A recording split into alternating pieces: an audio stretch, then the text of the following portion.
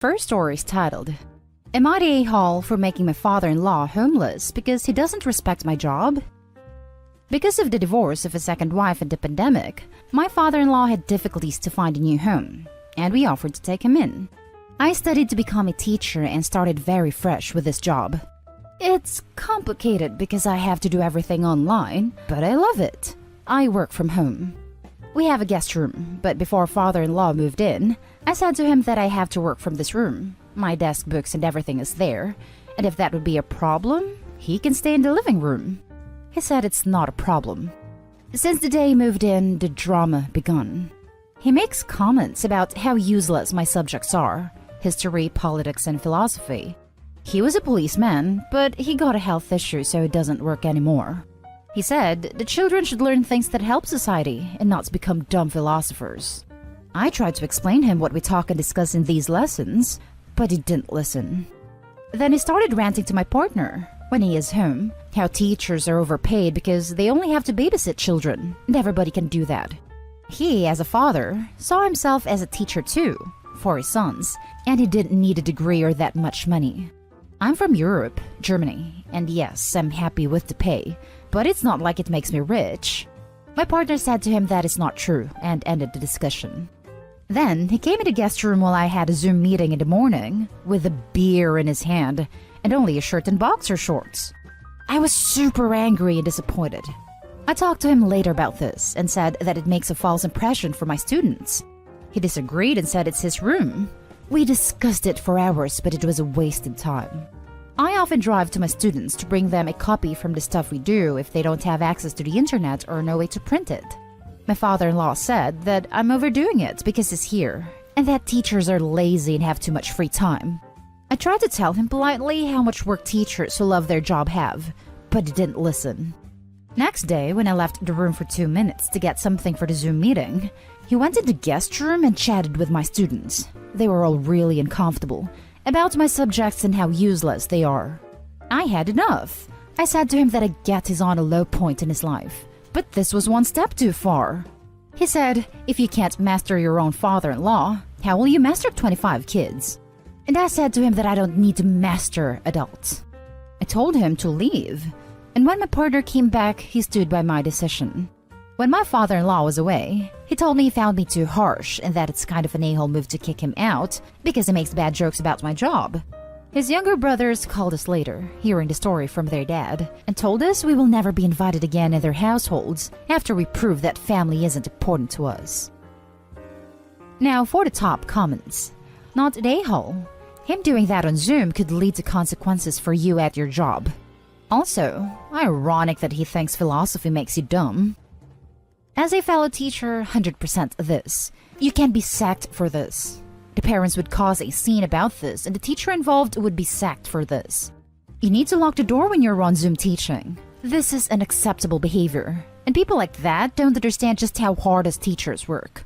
They think it's babysitting and chill, but they don't see us sitting there right up until the 6 p.m. deadline, entering the date at 5:59 p.m., trying to get it done or it's your head on the blocks. Or staying up until midnight to finish planning, and then getting up at 5:30 a.m. to get into school early to set up, etc. It's hard work. Not at a-hole. Please send the rest of the family an update as to how your father-in-law behaved, and why you had to kick him out. He will burn you for kicking him out. You have every right to share the exact reasons with family and friends. Don't be a scapegoat. You protected yourself, your work, your students, and your home by kicking him out. You did a decent thing. No kidding. If he wants to play the family card, they have every right to tell the truth to the family members. How the father-in-law treats family by blatantly disrespecting someone who took them in and gave them shelter, and who deliberately jeopardized their job by sabotaging his teaching. He doesn't have to genuflect to OP every day, but it's not asking a lot to not openly ridicule someone for their interests and not interfere with one's legitimate job. Yeah. Who needs history and politics lesson to help today's society? And what's to learn from German history anyway? Oh wait. Not a a-hole. Cheers from Berlin and thank you for your service. The next story is titled, Am I the a-hole for telling my dad he chose his wife but I didn't? So, my dad has been married to his wife, Regina, fake name, since I was 10. I have issues with her that just get ignored, so I do my best to keep to myself and not start fights or be rude. Basically, I am civil but try to avoid her the best way I can. She and my dad don't like that, and she has tried to bond with me a lot in the last 6 years. I'm 16 female, by the way. My dad decided we all needed to go to therapy because it wouldn't be good for my half-brother to grow up in a family where we're not close. We started therapy in October, and we have seen, I think, 3 different therapists since then. This current one he likes, so we're staying put. But sessions are basically him just saying what the issues are, what fix he wants, and telling me I need to put more effort into this family. Then 2 sessions ago, he said that we chose to make Regina part of this family, so we need to do what we can to make this work for everyone. I told him that he chose Regina, but I didn't, and that I get it. As the kid, I don't get that power, but I told him I could not say I chose her. He told me I did. I pointed out that I actually told him I didn't like her before they got married and I didn't want him to marry her. He did it anyway. I'm not bitter about it. By now I get that it was his choice, but it annoyed the crap out of me when he made it sound like I actively wanted her. The therapist doesn't really say or do anything except ask me why I feel that way and why not give her a chance, so there's not much point there. My dad told me it was rude and mean-spirited to say I didn't choose her in front of Regina and in front of the therapist. He told me that the wedding was us choosing her. I told him if that's what he believed, then go right ahead. But I never did choose Regina. Regina also couldn't believe I didn't choose her and has been upset and crying for the last 2 weeks. She said she didn't understand what she did. Except I did tell her and my dad before, and it was ignored. It was also ignored in one session with a different therapist, and even though that therapist did try to explore it, we never saw him again after that session. Am I the a-hole? And because people will ask, my issues with her started when she moved in first. She made comments about my mom leaving me, but she didn't. She's just unable to take care of me after an accident left her disabled, and she's in a nursing to get around-the-clock care. Then, she talked about adopting me due to abandonment before they were married. She told me she would like it if I called her mom, so we could feel more like a real family. There was a 2-year period of that. Then she got pissed at my grandparents for taking me to see my mom during my visitation with them, and made a huge stink out of it.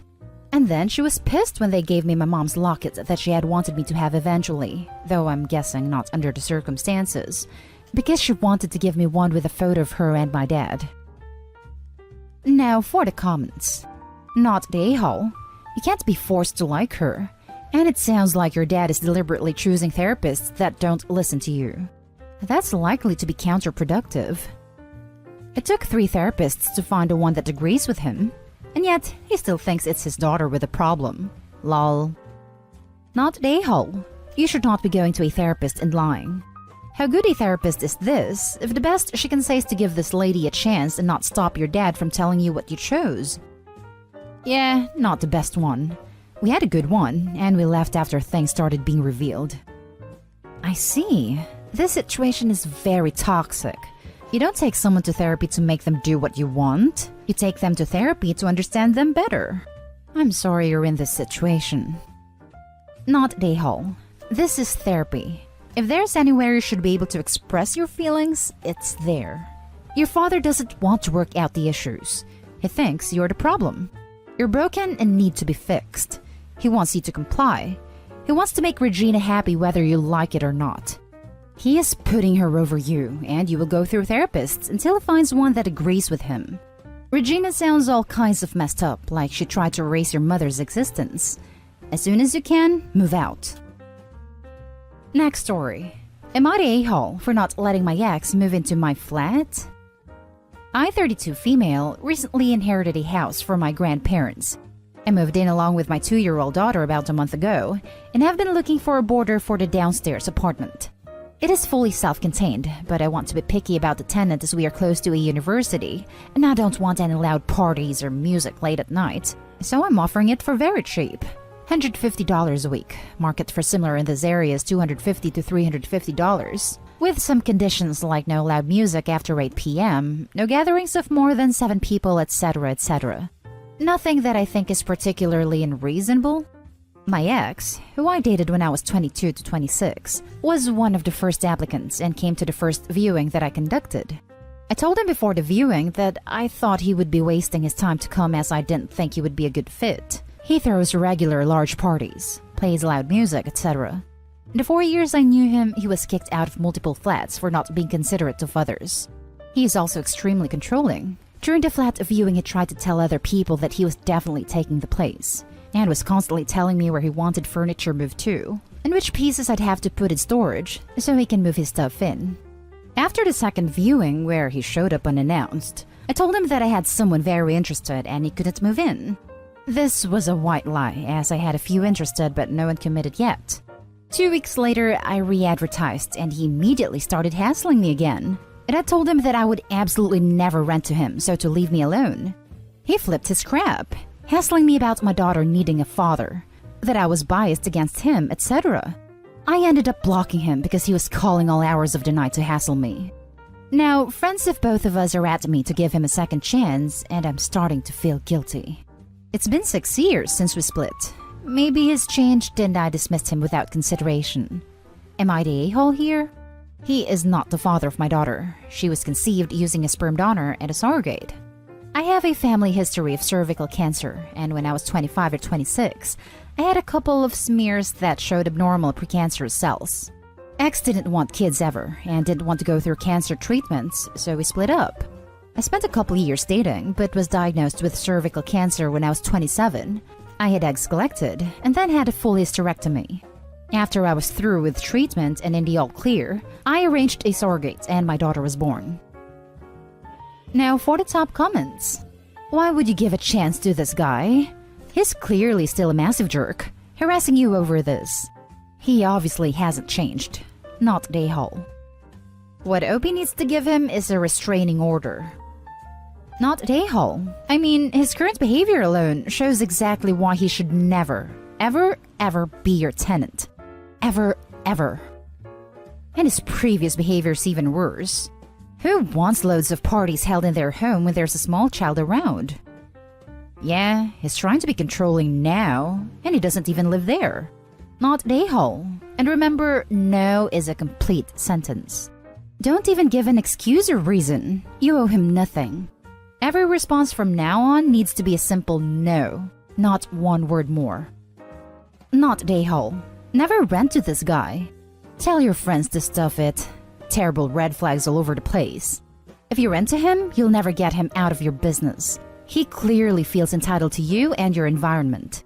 He is behaving like a stalker. The last story is titled, Am I the a-hole for not changing my rules and terminating care? I have a home daycare. I like to think I'm pretty lenient, but I do have one big rule. Don't make me the bad guy. I understand we might have different rules, but don't make your child resent me by not backing me up. Anyway, another rule is I don't allow outside toys or electronics. Kids can bring a stuffed animal for a nap if they're sleeping in rest mats, but I don't want to be responsible if something gets broken. Years ago, I used to let kids bring whatever. Then a cheap McDonald's toy broke by accident. Kid was upset and mom got mad at me. So now, it's a hard rule. Most are okay with it, but I have a new kid, 3, whose mom wanted him to bring his tablet because he needs it. I said sorry, but no. I'm not going to be responsible for it. We went back and forth, but finally she just says fine. But every morning, he's crying because she took his tablet from him in the car. She always gives me this look and says, Miss Lucy says no tablet. I always try to say we have plenty of toys, but the kid spends the whole morning sulking. I've talked to mom, asked her to leave it at home and not even put it in the car, but she says he needs it. It's been a month, and yesterday was the last straw that broke the camel's back. Kid came in crying, as usual. I tried my usual redirection, which didn't work. Mom was giving me a look of, see what you did? Then she had the nerve to say to him, I know you need your tablet. We've talked about this before. Miss Lucy is strict. That pissed me off. I ended up telling her to take him home right then and there. She was shocked and tried to stammer. He was my first kid of the day, so there was no scene. I just handed back his backpack, said he was no longer a student of mine, and began to pack his extra clothes and a sippy cup he kept. Mom was in tears as she left. My husband thinks she was right. I'm too strict and should have broken policy instead of causing drama. Am I the a-hole? Not the a-hole. Tell your husband to watch the kid. That kid has problems if he's already addicted to that tablet. $10 says he needs it. Means I don't want to have to engage him, so I shut him up with electronics. Or tell your husband you are paying for another tablet that got ruined at your house. I have never heard of a daycare or preschool that allows expensive personal electronics, unless a child is disabled. Not the a-hole. If her only explanation was that he needs it without any context or information, then she knew your rules before enrolling her kid. She can't expect people to bend to her every whim. I agree. If she indicated it was used as a communication tool for a child with language delays / inability to communicate otherwise, that would be a totally different story. Not the a-hole. She had an entire month to explain to this kid that there can be no electronics at daycare. She chose to act like it was a big deal every single morning, so of course kid is going to act that way. Obviously, she wasn't even trying to follow the rules. You did right. In situations like this, you give an inch and they will take a mile. Or someone else will demand an exception. It becomes too hard to keep up with it all. Anyone with a sob story will get you to waver. You are doing the right thing to just stop it now. Your husband is kind of being a jerk about it. Why should you bend the rules for this one kid? What does he care? I'm sure you can find someone to take his place. What kind of example does it set for all of the other kids? Also, a 3-year-old should not need any electronic whatsoever. Kid is a toddler. Should not be that attached to a screen. She probably never actually parents that kid. I'm sure the tablet does all the work for her. And that's the end of this video, folks. As always, leave a comment and hit like and subscribe. And if you want more of this content, turn your notification on to get updated on the latest videos. And I'll catch you in the next one. Stay safe.